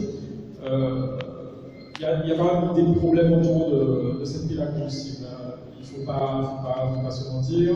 Les matériaux qui sont utilisés pour pouvoir générer la pile à combustible sont encore relativement polluants et n'ont pas une efficacité aussi importante qu'on pourrait le souhaiter. Mais ça permet en particulier de pouvoir faire fonctionner une voiture sans être obligé de passer directement par une batterie. Parce qu'en fait, je vous rappelle que l'avènement des voitures électriques va provoquer une chose, c'est-à-dire qu'on va se retrouver avec beaucoup de batteries, énormément de batteries, et que pour le moment, on a une filière de recyclage de ces batteries qui a déjà été en place, voire qui a été réfléchie en aval peut-être. C'est-à-dire qu'on va se retrouver dans la situation où on va recevoir des batteries en entrée, et on va les renvoyer pour qu'elles soient recyclées à l'extérieur, ça n'a pas vraiment de sens.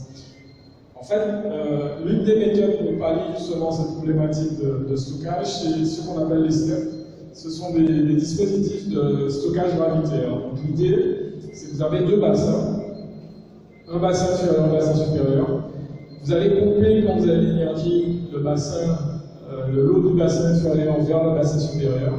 Et quand vous avez de l'énergie, vous relâchez votre eau et vous la faites passer à travers une turbine pour produire de l'énergie. Donc cette méthode-là, elle est relativement simple.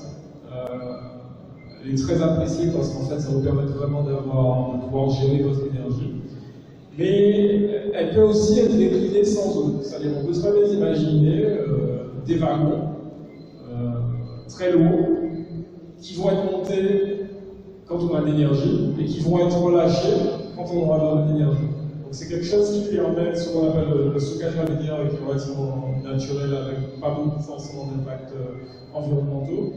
De pouvoir stocker de l'énergie simplement en plaçant un objet à hauteur et en disant que le jour où j'ai besoin d'énergie, je vais relâcher, je vais faire une chute libre et le mouvement de cet objet-là, je vais pouvoir le convertir en énergie électrique en cas de besoin.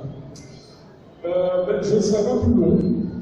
Je suis désolé, je n'avais pas fait l'attention que la version ne passait pas.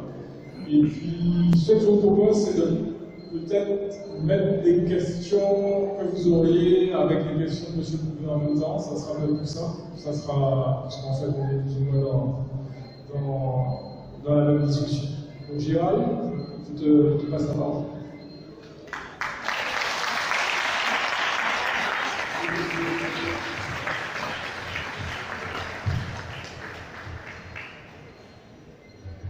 Bon, bah écoutez, merci tout le monde d'être là, merci aux organisateurs et aux organisatrices pour cette rencontre. Enfin, ces 3 jours qui ont été, j'espère, intéressants pour les occupants du Centre des Arts et puis les Européens qui sont venus pour ce changement équinoxial. Et ils m'ont demandé donc de voir dans quelle mesure je pouvais, compte tenu que la plupart d'entre eux sont au courant du projet depuis des années, voir comment on pouvait se servir de ce tremplin pour informer un certain nombre de personnes supplémentaires sur la nature du projet, sur son historique, sur comment elle peut, qu'est-ce qu'elle pourrait dégager comme opportunité et comme solution par rapport à la problématique globale de la nature.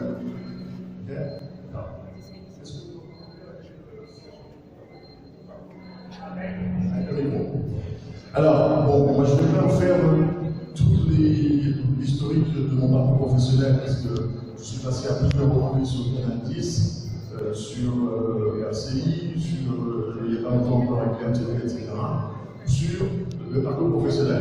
Si vous pouvez avoir des informations là-dessus, vous pouvez le trouver au travers des différents replays qu'il y a sur ces différents médias. Là, ce que je vais vous faire comprendre, c'est qu'on est maintenant arrivé à un tournant. Tout le travail technique a été fait pendant des années entre mes voyages entre la métropole et puis ici, et avec EDF, parce que sans EDF, tel que les choses sont positionnées aujourd'hui, on ne peut rien faire. Et pour nos technologies, EDF nous a rédigé une lettre d'intérêt par rapport aux échanges de la Fautraille qu'on fait pour l'utilisation des technologies, notamment la géothermie de première génération. Donc Jean-François vient de pouvoir été fait la géothermie. Et voilà. Donc EDF a fait ce courrier-là. Donc on est certain que les technologies qu'on propose sont conformes et respectent les référentiels techniques, les contraintes techniques que EDF impose pour pouvoir faire en sorte que l'énergie ou l'électricité qu'on va injecter sur le réseau ne va pas leur poser de problème par ailleurs. Donc, tout ce travail-là a déjà été fait, d'un point de vue administratif et l'autre au niveau de la région de nous, la PPE, la coopération plurielle de l'énergie. Tout ce travail-là a déjà été fait aussi, et ils sont dans un certain positionnement. Par contre, là, ce que je veux vous expliquer, c'est comment je dirais, une retour sur investissement qui vont sortir de l'exploitation de ces ressources, comment elles vont pouvoir servir de levier pour pouvoir développer, je dirais, l'économie de l'agriculture sur notre base. Vous allez me dire, c'est très prétentieux, mais en fait, c'est très simple parce que d'autres points en France, d'autres territoires en France le font déjà, à leur échelle, mais le font déjà. Je vais prendre un exemple bien précis. Il y a une commune qui s'appelle Grande-Synthe en France. Grande-Synthe, ils ont, les élus ont fait une certaine d'études sur l'éclairage public qui coûte extrêmement cher pour une commune, et ils ont trouvé le moyen d'optimiser le fonctionnement de l'éclairage public et d'arriver à sortir des revenus qui ont pu faire en sorte que Grande-Synthe a mis en place le minimum social garanti. Voilà. Il y avait plein de chômeurs chez eux, il y avait plein de problèmes chez eux. En analysant et en regardant bien comment ils consommaient leur électricité, notamment l'éclairage public, qui coûte cher, on peut faire une vision réussie. Nous, ce qu'on dit, c'est à une autre échelle, c'est que, comment dirais-je, la géothermie, de par l'histoire qu'on vient de vous raconter, et de par la manière que les choses sont positionnées en France d'un point de vue législatif, fait que vous pouvez vendre l'électricité que vous produisez, sous réserve de l'EDF fait la validation, à des prix relativement intéressants, vous permettant de sortir des marges colossales. Et je pèse bien ce que je dis. Hein. Voilà. Mais nous, pour des raisons déjà, je ne sais pas pourquoi, je ne peux pas répondre, on a sous-évalué, on a mis ça de côté, on n'a pas regardé, et ce qui fait que ce sont les autres qui sont à l'extérieur, qui viennent ici, les multinationales diverses et variées, qui viennent ici, mettre sur la photovoltaïque, mettre de l'éolien, et finalement, sur une ressource qui est dans notre sous-sol, a fini par, les Israélo-Américains ont fini par mettre la main dessus, par des différents procédés que je ne rentre pas dans le détail.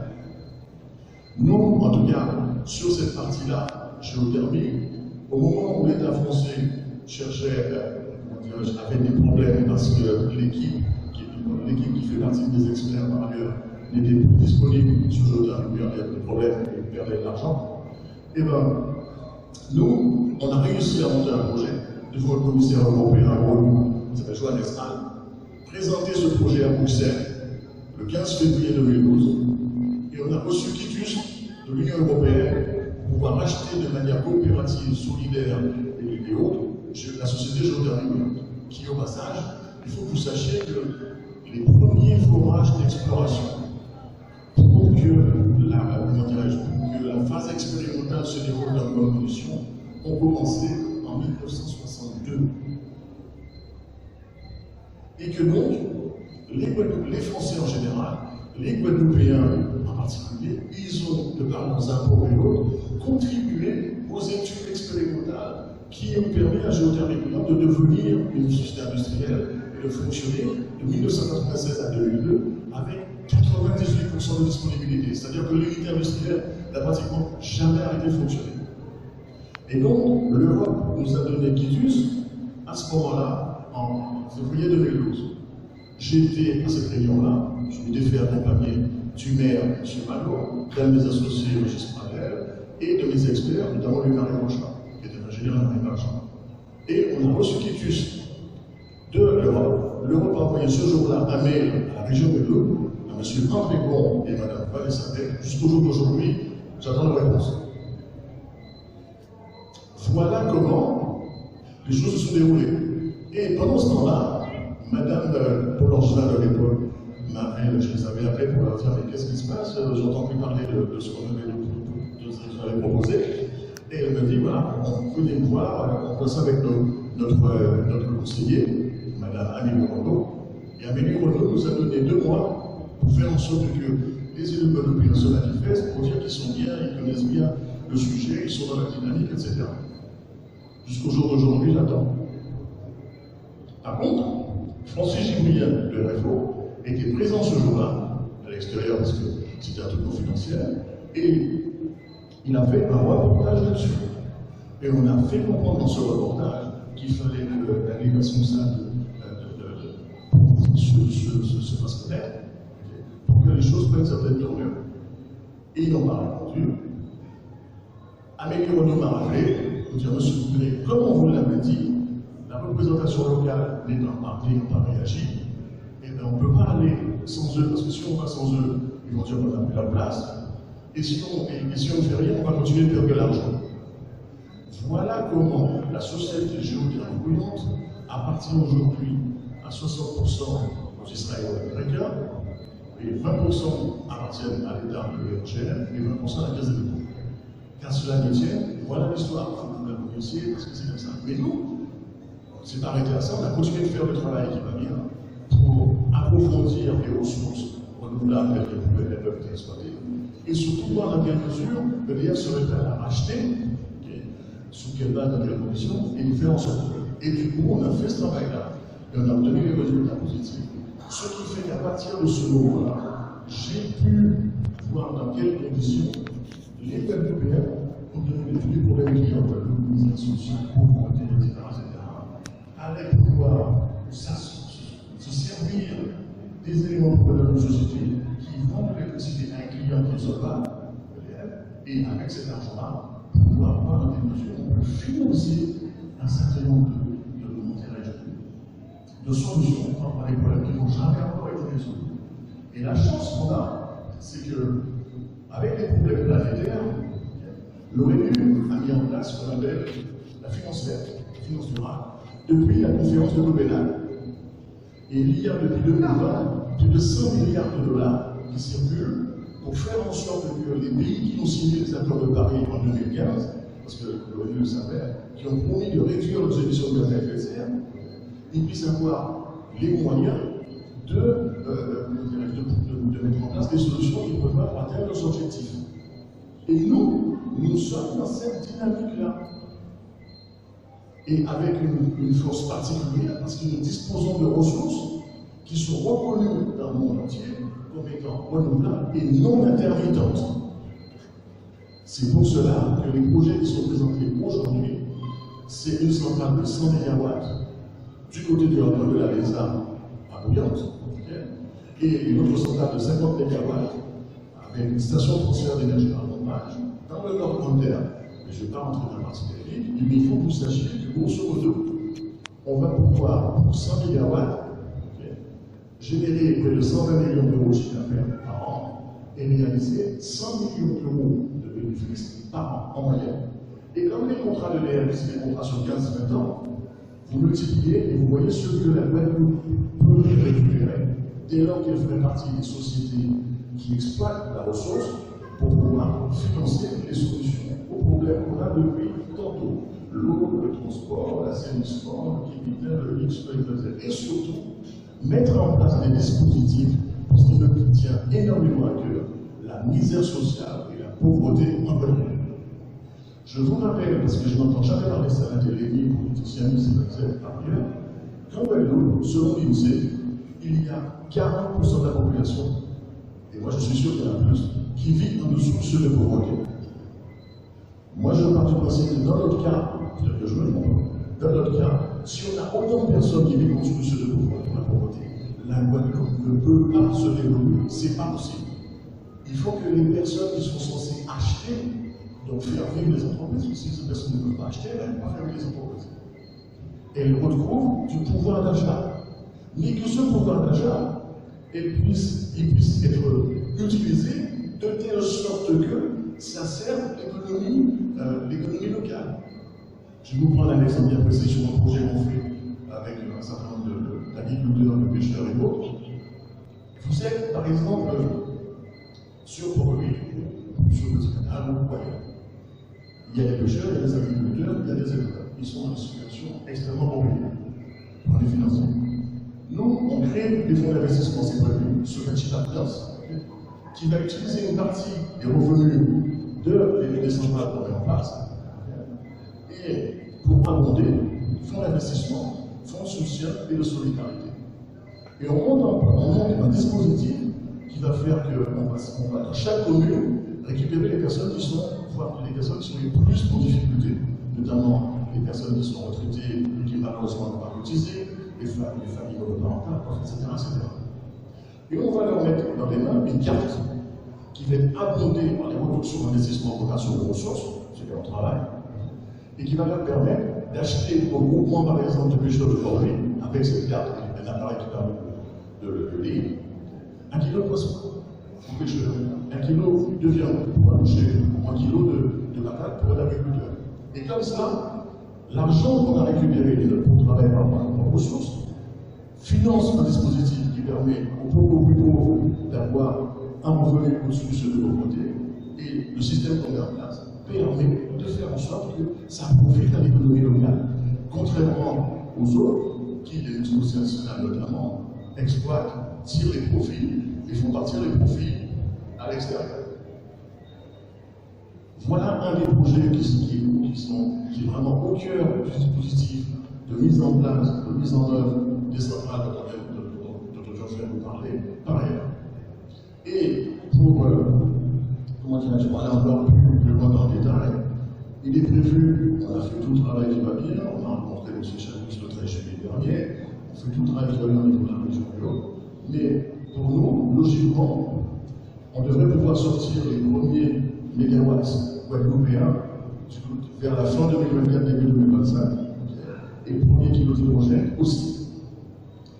Là, je vais vous parler des revenus par rapport au système de géothermie, de ressources disponibles. Problème, et c'est aussi pour ça que je suis content que vous soyez là, j'espère que vous serez nombreux, parce que l'État français, en 2009, après le LKP, ils ont sorti un décret pour donner à la société géothermie Bouillon une concession de 50 ans des gîtes géothermiques qui incluent Bouillon et tout ce qui tourne autour sur 24 km². On va aller déposer ici, début mi-avril, les premiers projets de forage. On va faire le travail, on vient de vous dire, parce qu'on va des événements dans la moyenne. Et il se trouve que, sans doute, le préfet va nous dire qu'il va falloir demander une autorisation aux Israélo-Américains pour pouvoir forer dans notre sous-sol. Je ne sais pas si vous voyez ce que ça veut dire. Et je ne sais pas si la société en question, depuis qu'elle a acheté Géothermie Bouillon, elle réalise 7 millions d'euros en moyenne de bénéfices par an. Je dis 7 millions d'euros en moyenne de bénéfices par an. Okay? Et c'est pour cela que j'espère, dans les jours, dans les semaines qui viennent, les Guadeloupéens vont être informés de ce qui se passe sur les différentes radios pour cela, pour que, le moment venu, il puisse y avoir le cas échéant, j'espère, une mobilisation, parce que les sociétés qui doivent exploiter la ressource géothermale, exploiter l'hydrogène, la production d'hydrogène, à partir de l'électricité qu'on va produire en géothermie, qui va être l'hydrogène vert, il y a des très rares au monde, parce que l'hydrogène gris et l'hydrogène le plus on veut, mais la Guadeloupe va avoir l'hydrogène vert. avec des capacités de production de l'hydrogène quasiment inconnues au monde, puisque comme on a la géothermie et que la géothermie ne s'arrête jamais, ça veut dire qu'on a un potentiel de production d'hydrogène vert, donc ça n'est pas possible. Et je vous invite tous, si vous avez encore fait, d'aller taper sur Internet le marché de l'hydrogène. Dans tous les secteurs de la vie sociétale du monde, tout le monde est à la recherche.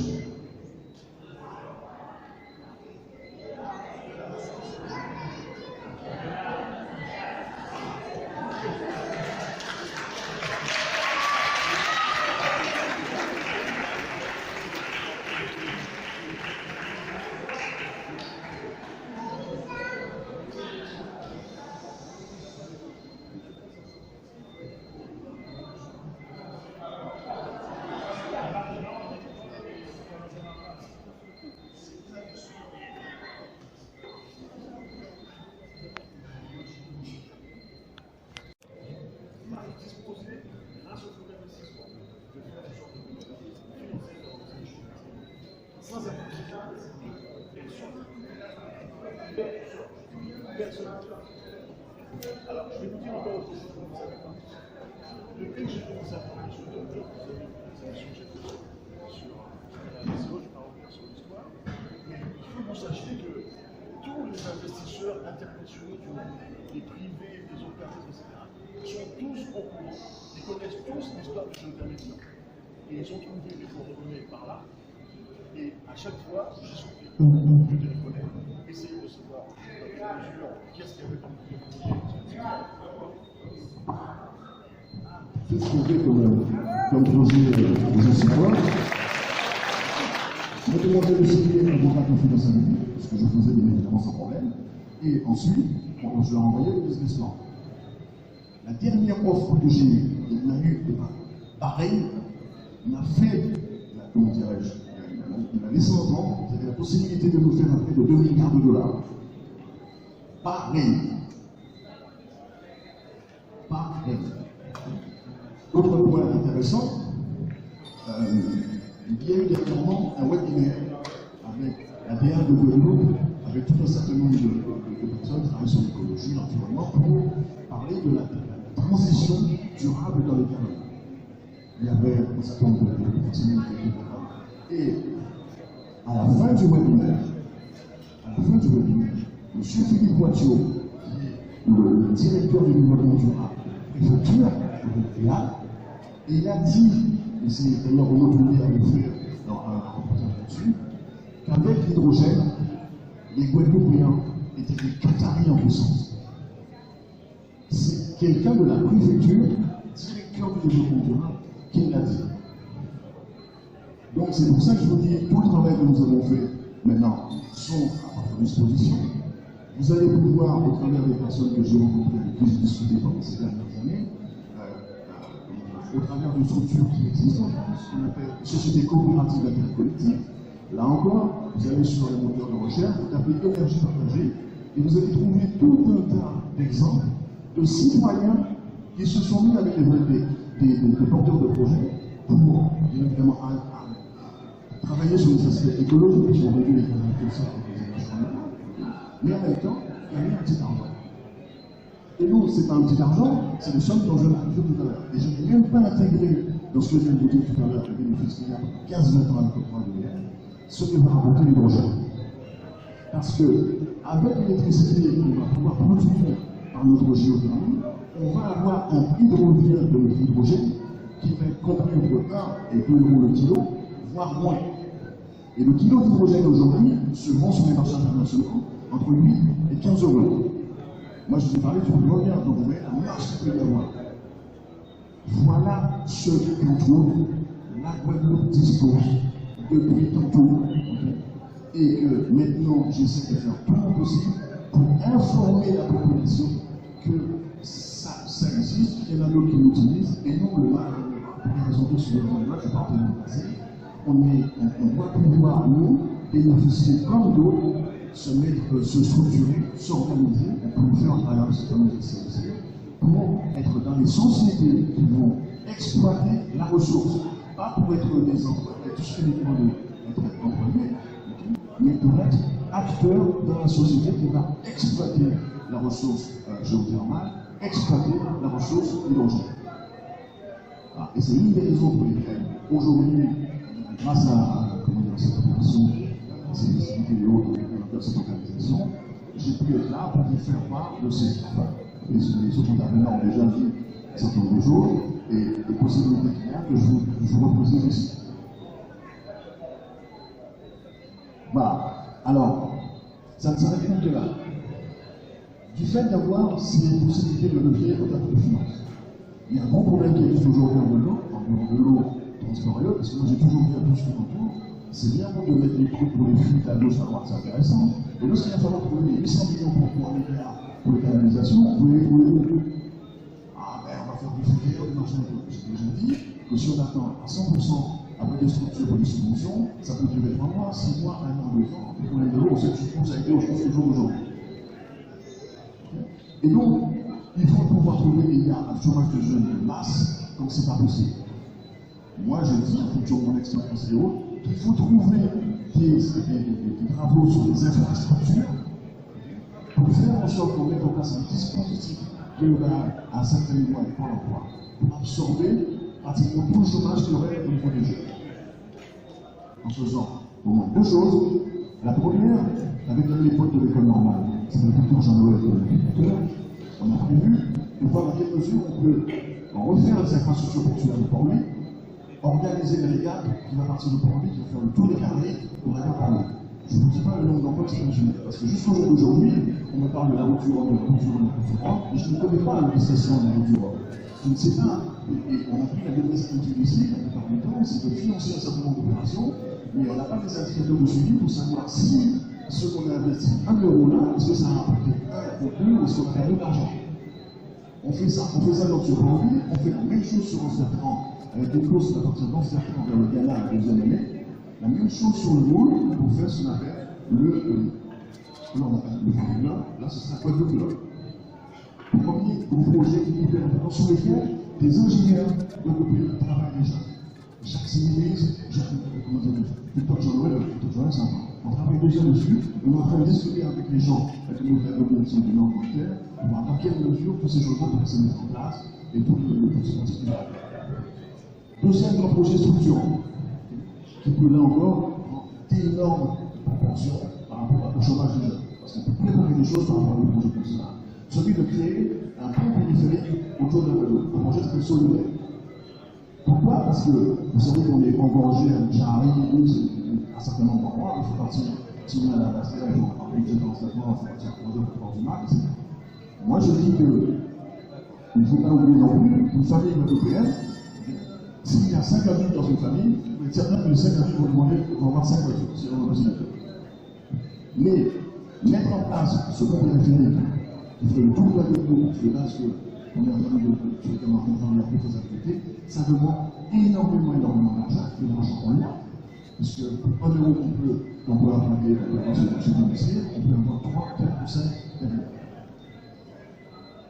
Et ce type de projet, comme ça se fait dans pas mal de grands pays, parce que vous mettez en place des infrastructures de ce type, automatiquement, vous avez pratiquement tous les secteurs, tous les métiers qui sont pris en charge, et on peut former les jeunes sur les différents secteurs on va avoir besoin, et les préparer pour faire en sorte qu'au moment et à chaque étape du projet, vous puissiez être embauché avec des CDI et non pas des CDD à perpétuité, parce que vous savez comment ça se passe les contrats d'insertion, les mecs ils rentrent, puis ensuite on leur donne un contrat de 3 mois, ensuite ils attendent 6 mois pour avoir le contrat de 3 mois, et le salaire de 3 mois, etc.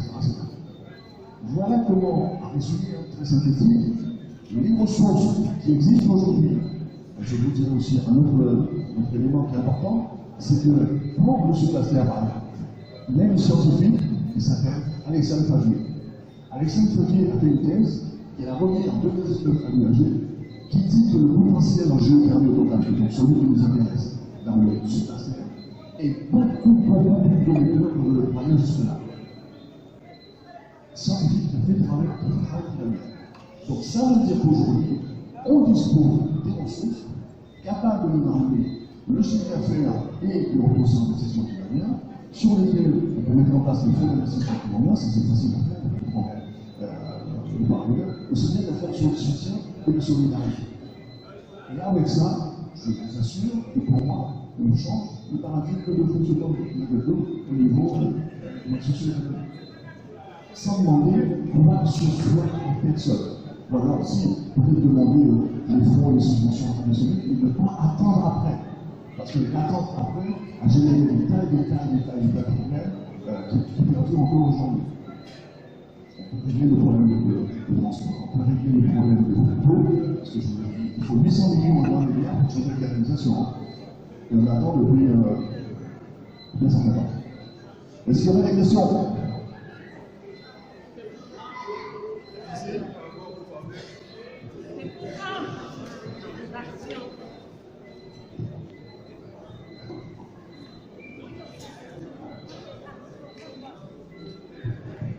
Merci pour votre avis.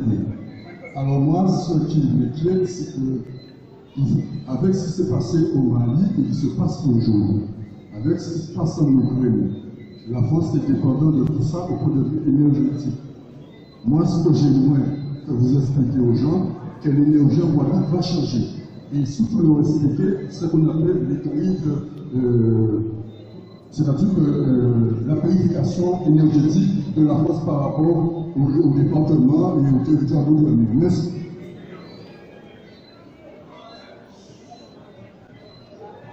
Justement, ça tombe très bien. C'est vrai que vous me permettez de là-dessus. Il s'agit d'un dispositif qui s'appelle la péréquation tarifaire. Là encore, pour des raisons que j'ai historiques le prix du mégawattheure ici varie entre 250 et 300 mégawatts et 300 euros par mégawatt. Ici, en France, là sur le nucléaire, c'est 55 euros. Il se trouve que par le passé, vu cette différence, les politiciens de l'époque, ils ont demandé à mettre en place un système, un dispositif qu'on appelle la péréquation tarifaire. Sauf que la péréquation tarifaire, lorsque le président de la République est arrivé au pouvoir, il a dit, il a demandé une revue des dépenses. Le rapport en question s'appelle 2017 et numéro de 2017-015, et ils ont donc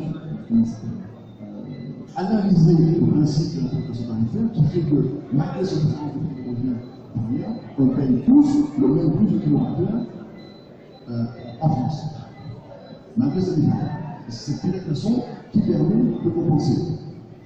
Sauf que, avec cette étude, les spécialistes qui ont fait cette étude disent que la péréquation tarifaire est devenue déficitaire, on s'en sert pour faire plein de choses, et au final, c'est l'État français qui compense ces dysfonctionnements de la péréquation tarifaire. Et inutile de vous dire que lorsque les politiciens commencent à dire que quelque chose ou un service coûte trop cher, en général, ça disparaît. Si la péréquation tarifaire disparaissait, nous serions une facture d'électricité qui serait multipliée par 5. Et c'est pour cela que, dès que j'ai commencé mes travaux, il y a un collectif de méthodologie, un collectif positif du CIE, dirigé par Mme Denis. Ils ont écrit au président de la République, aux députés, aux sénateurs de constitutionnels, etc., pour demander à ce que ce système, ce dispositif, puisse être constitutionnalisé. C'est-à-dire que pour voir à quelle mesure on peut éviter qu'un changement de gouvernement et autres, à quelqu'un dise, il va nous payer etc. On a le nucléaire, on n'a rien à faire, on peut sauver la péréquation tarifaire. Non, ça ne sera pas, mais il y a beaucoup de gestes qui ont été faits par ces politiciens. Ce qui va, c'est un merde. Et donc, du coup, on attend, on a fait le travail qu'on avait dans le gouvernement. Constitutionnalisé. Je ne sais pas combien de gars ça va se faire, on peut pas parler dessus. Par rapport à tout ce qui est actualité du Mali de l'Ukraine, c'est pour cela aussi que tout ce que je vais vous dire est extrêmement urgent à mettre en place. Et c'est pour cela aussi que je vous dis, par exemple, ici, une dizaine de jours, on fait le tour de forage sur les zones en question. On demande à la population européenne de se mobiliser au travers des sites de la CDC, de convertir la terre collective, de manière à ce qu'on ne puisse pas se trouver bloqué ou mis de côté pour X ou Y raison. Parce que l'État français, chaque fois que je présentais un certain nombre de choses à un certain niveau dans le passé, ça me souvient que la représentation locale, qu'est-ce qu'elle dit, qu'est-ce qu'elle fait, qu'est-ce qu'elle est. Là, je pourrais plus les remplir pour oublier dans ça, parce que je veux vous dire, la population européenne, 1000, 2000, 3000, 5000 personnes, ils sont dans une société coopérative d'intérêt collectif, comme ça existe en France, et ils sont dans la partie qui exploite la ressource en question. Voilà, c'est pour ça que je pense qu'on a beaucoup moins de risques de vivre ce que les autres vivent. Parce que nous, notre ressource, elle est là. On ne peut pas la chercher à 1100 financière, elle est là, à 1500 ou 2000 mètres dans le sous-sol. C'est à nous de nous structurer et de nous organiser pour faire en sorte que l'État français ne pourra pas dire non. Parce qu'on ne demande rien. Et au contraire, elle va même s'y trouver, parce que plus les Européens vont être mieux dans leur peau, vont mieux vivre certaines choses, vont avoir plus de pouvoir d'achat, mieux ils vont payer des impôts. Parce que nous signalons qu'aujourd'hui, vu l'endettement de communes et vu l'endettement des communautés aériennes, la plupart des gens n'ont pas d'argent pour payer l'étude de leurs enfants, ils vendent les terres, ils vendent tout ce qu'ils ont à vendre, et du coup, nous sommes dans une situation assez particulière en termes d'évolution. Là, nos ressources sont là, c'est à nous de saisir nos opportunités, c'est à nous de nous structurer, de nous organiser. Et normalement, pour le reste, j'ai fait le petit nombre de travail qu'il fallait faire auparavant. Maintenant, c'est aux personnes qui vont gérer ces sociétés qui vont dans la culture et la dynamique, de se mobiliser, de structurer pour faire en sorte que tous ces projets-là sont connus des responsables syndicaux, sont connus d'un certain nombre de personnes qui devraient, je l'espère, continuer d'aller dans le bon sens pour faire en sorte que ce soit vraiment un projet de WA d'envergure. Parce que moi, je considère que c'est le plus gros projet, c'est le projet de WA.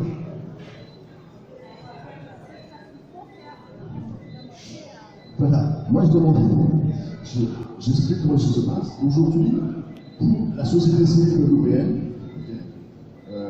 par l'intermédiaire d'un certain nombre de personnes pour nous faire parvenir des intentions de souscription, va pouvoir entrer dans une des sociétés qui va exploiter les ressources en question pour 1 euro symbolique. L'idée étant que ce n'est pas l'argent, parce que l'argent, je sais comment les faire pour le trouver sur le marché financier international. Une centrale géothermique de 100 MW, ça coûte 252 millions d'euros. Une centrale d'hydrogène, ça coûte 50 millions. Mais, comme je l'ai dit, il y a une finance à l'international qui permet, dès lors que vous avez un projet de cette groupe, permet de lever les fonds. C'est pour ça que les gens d'argent il y a des systèmes qui permettent d'aller lever ces fonds-là, dès lors qu'on a un projet qui est validé par le gestionnaire de la réseau. Et c'est notre cas. Voilà, c'est pour ça que je dis, donc voilà, et les personnes qui ont organisé donc, la manifestation et cette conférence vont faire en sorte qu'on puisse, à un moment donné, avoir des idées pour connaître comment ils se sont organisés pour ça, pour que vous puissiez faire. Il y a déjà des dizaines, des centaines, pratiquement 1 000 personnes qui sont déjà dans la dynamique de souscription des intentions de souscription pour faire partie de la société en question qui va permettre de. Et ça va continuer, ça va continuer jusqu'à. Voilà. Et logiquement, comme je vous dis, on dépose des demandes de forage là en avril, et donc le temps que les choses se fassent, etc. On espère pouvoir tirer les premiers mégawatts d'électricité fin 2024 et 2025, et qui est le projet. Voilà.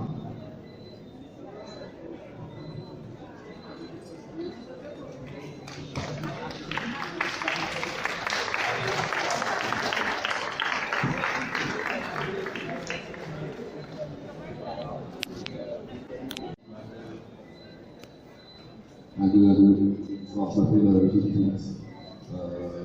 donc je vais passer un petit message à tous. Donc, vous m'entendez pas? Donc, voilà, pour avoir organisé cette manifestation, ça n'a pas été évident. On a fait avec les moyens du bord et ça demande beaucoup d'implication. Donc, on vous invite, nous, c'est quelques bénévoles, à les convaincus de venir nous rejoindre pour qu'on puisse multiplier ce type de conférence pour que la population guadeloupéenne puisse prendre part à ce projet. Parce que là, aujourd'hui, nous sommes une centaine, 200. Ce serait bien que la Guadeloupe puisse s'approprier ce projet guadeloupéen, les autochtones. Donc, il y a une inscription